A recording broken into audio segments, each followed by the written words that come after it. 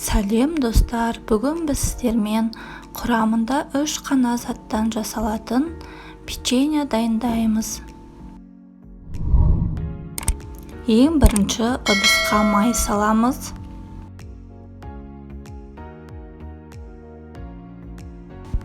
Үстінен қантымызды саламыз және қасықпен еземіз.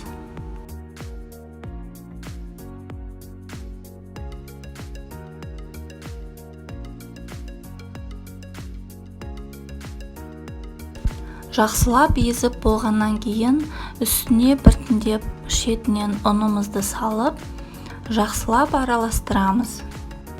Қалған ұнның бәрін салып, қолмен илейміз. Міне барлығын біріктіріп илеп болдық. Осылай болып шықты. Енді қантты осылай сеуіп шығамыз. Сосын осылай үстіне домалақтап аунатамыз.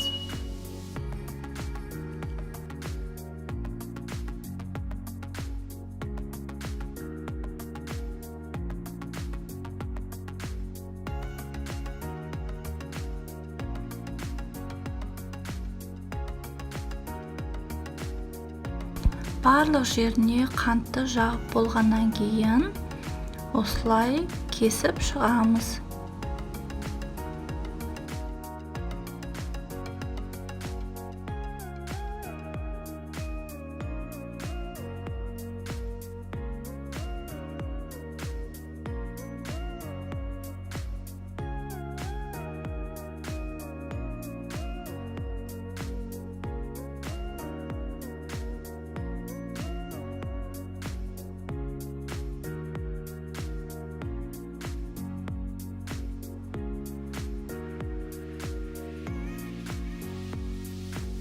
Енді противенге осылай тізіп шыққаннан кейін духовкада 180 градуста шамамен 15-20 минут пісіреміз.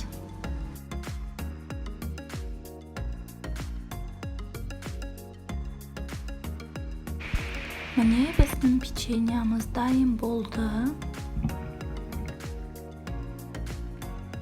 Шаймен ішкенге осы печеньяны міндетті түрде жасап көріңіздер.